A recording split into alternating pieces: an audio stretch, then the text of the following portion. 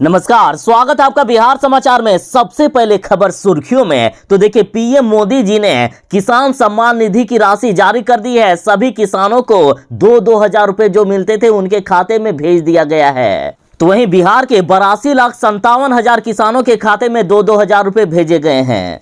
और इधर राजद की बैठक में तेजस्वी यादव को फुल पावर दे दिया गया है। देखिए, अब तेजस्वी यादव पार्टी के सभी बड़े फैसले खुद से ले सकेंगे। लालू यादव ने तेजस्वी यादव को अब फुल पावर दे दिया है। और इधर बिहार में जातीय जनगणना की सर्वदलीय बैठक में क्या नजारा देखने को मिल रहा है। तेजस्वी यादव और मुख्यमंत्री नीतीश कुमार जी एक साथ नजर आ रहे हैं, तो वहीं बीजेपी का पत्ता कटते हुए दिख रहा है। और इधर मौसम को लेकर बड़ी खबर है कि बिहार के कई जिलों में आज भी भयानक बारिश होने की उम्मीद जताई गई है। तो वहीं कल के थोड़े से ही बारिश में बिहार के कई जिले डूबते हुए नजर आए। सरकार की एक बार फिर से पोल खुल गई है। लालू यादव ने एक कपड़ा धोकर गुजारा करने वाली को विधान परिषद का उम्मीदवार बना दिया है। और इस उम्मीदवार मुन्नी देवी बोली है कि मोदी जी चाय बेचते थे, ये झूठ है। किसी ने उन्हें चाय बेचते हुए नहीं देखा, लेकिन मैं स्टेशन में कपड़ा धोती हूं और कपड़े को इस्त्री करती हूं। और साथ ही पप्पू यादव ने बड़ा फैसला ले लिया है कि पप्पू यादव अपनी पार्टी का कांग्रेस में विलय कर सकते हैं। बिहार में लगातार बच्चों के वीडियो वायरल हो रहे हैं। सोनू कुमार, सीमा कुमारी के बाद एक अन्य बच्ची का वीडियो वायरल हुआ जो 1.5 किलोमीटर तक इसी तरह से घिसकते हुए स्कूल जाती है। अगली खबर है कि बिहार सरकार ने वादा किया है कि बिहार को इस बार बाढ़ में डूबने नहीं दिया जाएगा। सारी तैयारियां पूरी की जा रही है। बिहार सरकार ने बिहार में शिक्षा व्यवस्था की कितनी खराब स्थिति बना दी है, ये फिर से पोल खुल गया है। शिक्षा मंत्री के सामने एक छात्रा फूट फूट कर रोने लगी। तो ऐसे ही बिहार की बड़ी खबरों पर बात करने से पहले आपसे एक छोटी सी अनुरोध है, कृपया वीडियो को एक प्यारा सा लाइक अवश्य कर दीजिएगा। आपका लाइक करना ही हमारी मेहनत का फल होता है। प्रधानमंत्री नरेंद्र मोदी जी ने किसानों को बड़ी सौगात दे दी है। देखिए, पीएम मोदी जी ने किसान सम्मान निधि की राशि जारी कर दी है। किसान सम्मान निधि के तहत जो किसानों को 2,000 रुपए करके मिलते हैं, तो वो राशि जारी हो गई है। किसानों के खाते में अब पैसे भेजे जा रहे हैं। पीएम मोदी जी ने 11वीं किस्त के तहत 2100 करोड़ रुपए किसानों के खाते में भेजे हैं। और बिहार की बात करें तो बिहार के 82,57,000 किसानों के खाते में 1657 करोड़ रुपए भेजे गए।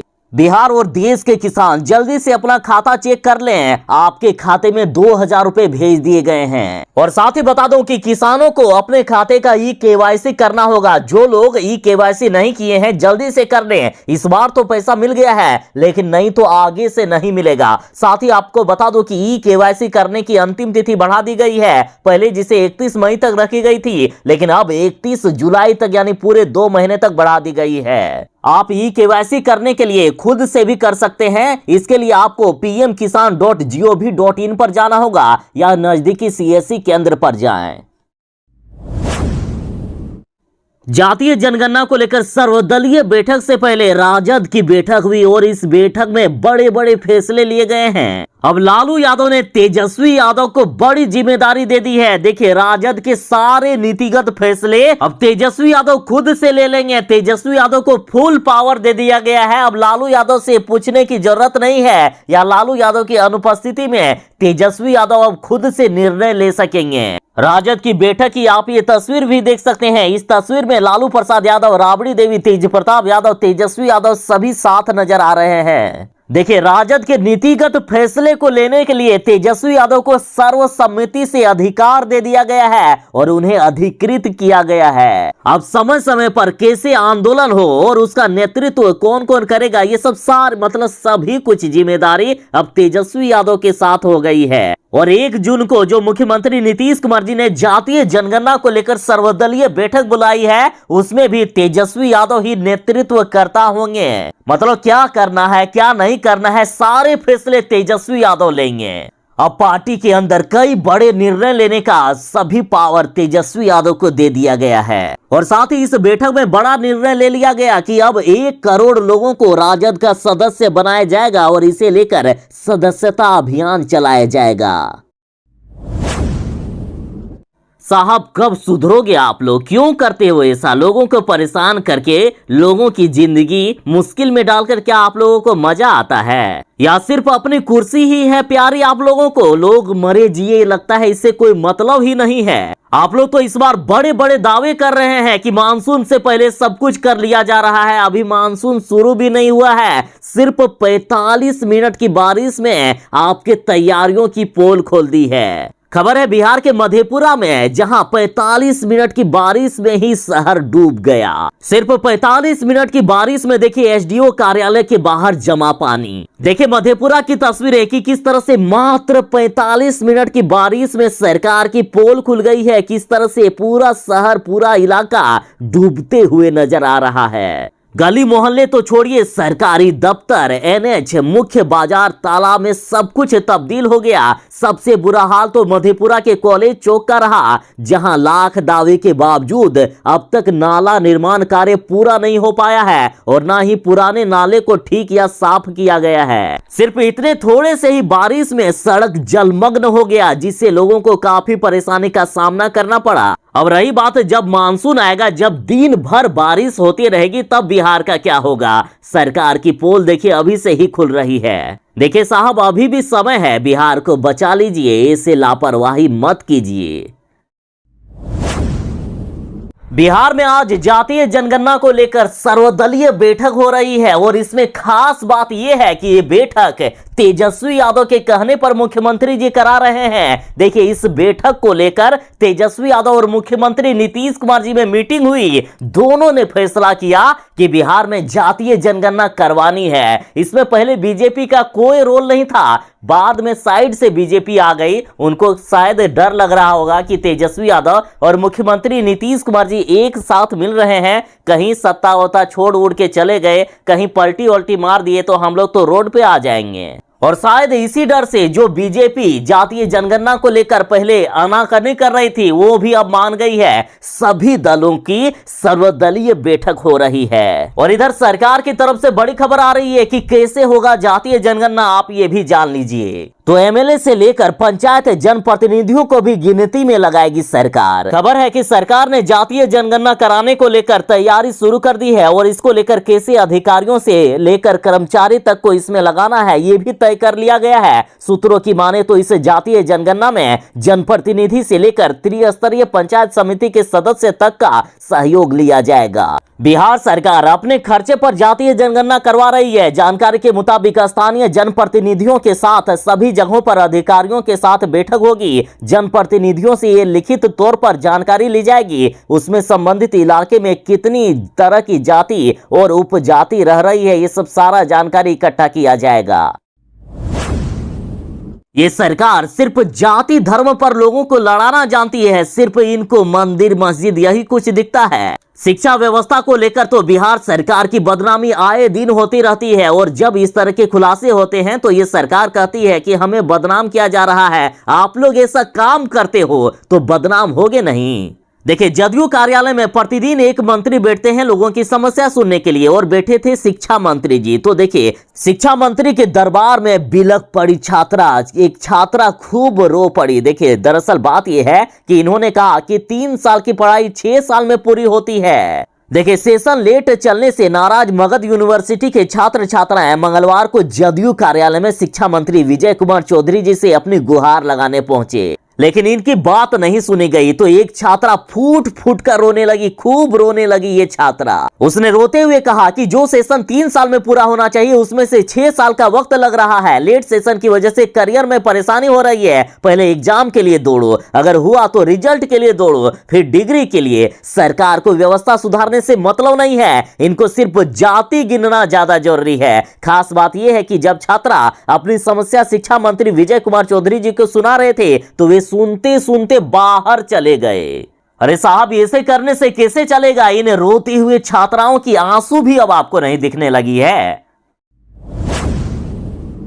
जो लोग सरकारी नौकरी की तलाश कर रहे हैं उनके लिए बड़ी खबर है। देखिए, राष्ट्रीय भवन निर्माण निगम में बम्पर वैकेंसी निकली है। टोटल 16 पदों के लिए वैकेंसी निकाली गई है और 16 जून तक लास्ट डेट है। ये वैकेंसी राष्ट्रीय भवन निर्माण निगम यानी एनबीसीसी इंडिया लिमिटेड, ये गवर्नमेंट ऑफ इंडिया इंटरप्राइजेज द्वारा निकाली गई है और इसमें से आपको जनरल मैनेजर, मैनेजमेंट ट्रेनी और स्टेनो के पदों पर वैकेंसी मिलेगी। इच्छुक और योग्य उम्मीदवार एनबीसीसी की ऑफिशियल वेबसाइट जो कि है nbccindia.com पर जाकर आवेदन कर सकते हैं। 16 जून तक लास्ट डेट रखा गया है। 16 पदों के लिए रिक्तियां हैं, जिनमें से जनरल मैनेजर के 6 पद, मैनेजमेंट ट्रेनी के 9 पद और स्टेनो के 1 पदों के लिए वैकेंसी निकाली गई है। तो आखिर कौन अप्लाई कर सकता है या योग्यता क्या है? तो देखिए, इसके लिए मान्यता प्राप्त संस्थान से ग्रेजुएट, मास्टर डिग्री, एमबीए आदि होना चाहिए। आयु सीमा की बात करें तो 28 वर्ष से लेकर 45 साल के व्यक्ति इसके लिए आवेदन कर सकते हैं।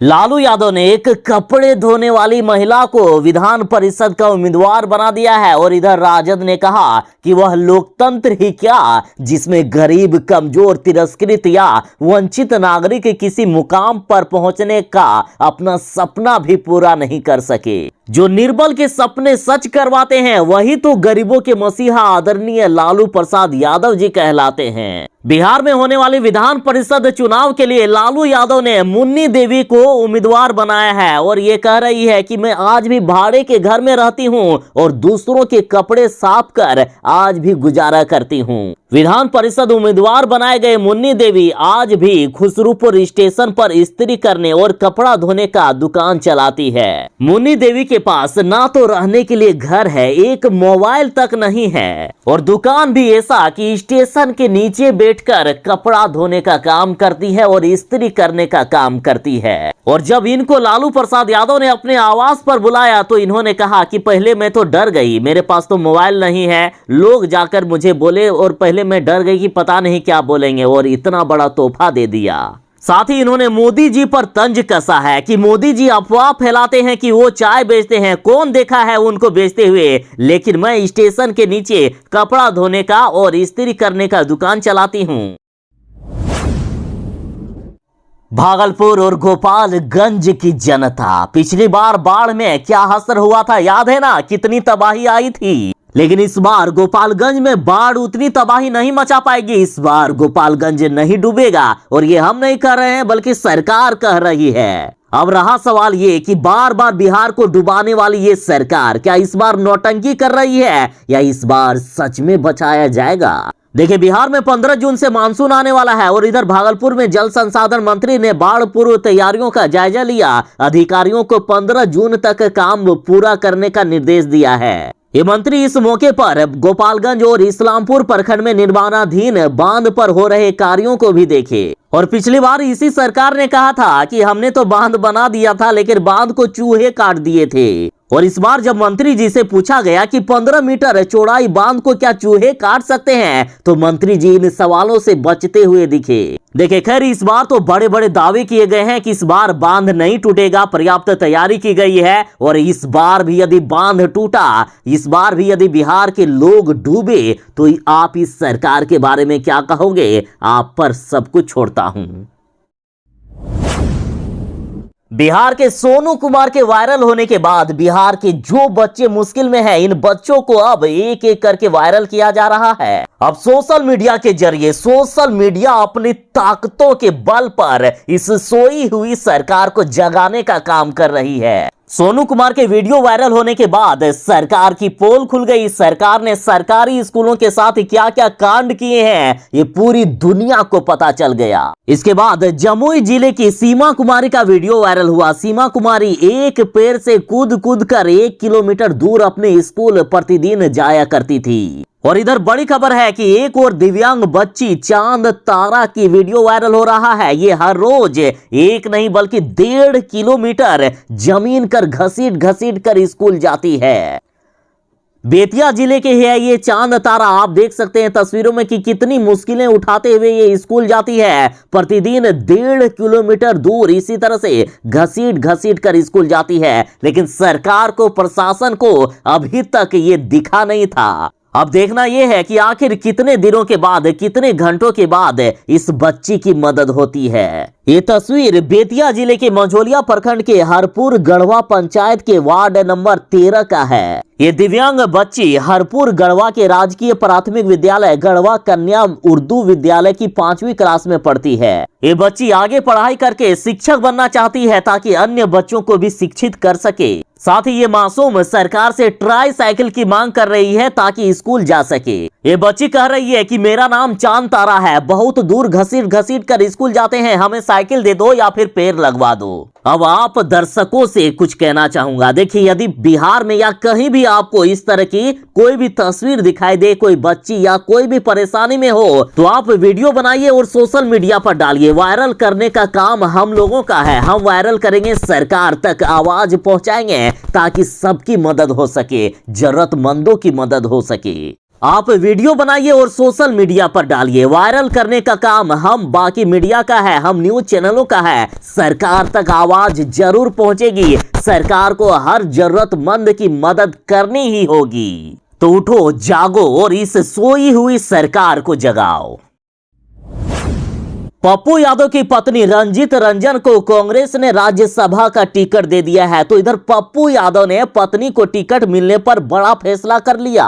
पप्पू यादव अपनी पूरी पार्टी जन अधिकार पार्टी को कांग्रेस में विलय करने जा रही है और इसके लिए 4 जून को मंथन किया जाएगा। जब से कांग्रेस ने पप्पू यादव की पत्नी रंजीत रंजन को राज्यसभा का टिकट दिया, तब से पप्पू यादव खूब कांग्रेस की वाहवाही कर रहे हैं। देखिए, पप्पू यादव ने बयान दिया है कि हम अपने कार्यकर्ताओं और पार्टी के पदाधिकारियों के साथ 4 जून को पटना में एक बैठक करने जा रहे हैं, जिसके बाद आगे की रणनीति तैयार होगी कि 2024 में होने वाले चुनाव में जन अधिकार पार्टी अलग से चुनाव लड़ेगी या कांग्रेस में विलय होकर कांग्रेस के साथ चुनाव लड़ेगी। साथ ही पप्पू यादव ने कहा है कि यदि कांग्रेस हमारी पार्टी को अपने दल में विलय करना चाहती है तो सोनिया गांधी या राहुल गांधी इस पर निर्णय ले, हम उनके फैसले का समर्थन करेंगे।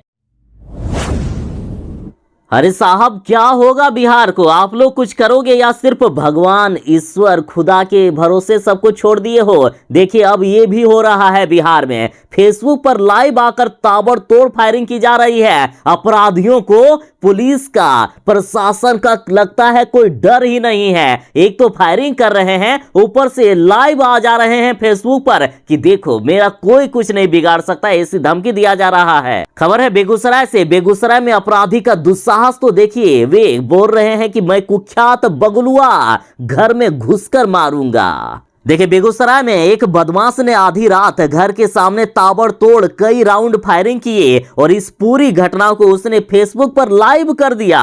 वो खुद को कुख्यात बदमाश बगलुआ बता रहा है। अपने एक दोस्त के साथ वो गेट के सामने गाड़ी रोकता है, फेसबुक पर लाइव करते हुए एक के बाद एक 6 राउंड फायरिंग करता है। ये मामला रतनपुर थाना क्षेत्र का है। वह लाइव आकर न सिर्फ पुलिस को खुली चुनौती दे रहा है, बल्कि बेगूसराय में कानून व्यवस्था का भी हाल बयां करता है। तो सोचिए, अब यही दिन देखना रह गया था। वाह जी। ये कांग्रेस सरकार और अन्य सरकारों ने 70 सालों में जो नहीं कर पाए थे, वो बीजेपी सरकार ने अगले 8 सालों में, मोदी सरकार ने इस 8 सालों में करके दिखा दिया। हाँ, मानता हूं कि महंगाई में इस बीजेपी सरकार ने कांड कर दिया है, लेकिन बाकी क्षेत्रों की बात करें तो देश में अभी चारों तरफ सड़कों का जाल बिछा है। हर तरफ अभी विकास दिख रहा है। और इसी बीच देखिए, ममता बनर्जी का बयान आता है कि मोदी सरकार के 8 सालों में देश को बर्बाद करने का काम किया गया। तो इसके जवाब में गिरिराज सिंह ने कहा है कि भारत का विकास देखने के लिए ममता बनर्जी को चश्मा बदलना होगा। इन्होंने कहा है कि पहले ममता बनर्जी अपना चश्मा बदले, उसके बाद उसे दिखने लगेगा देश का विकास।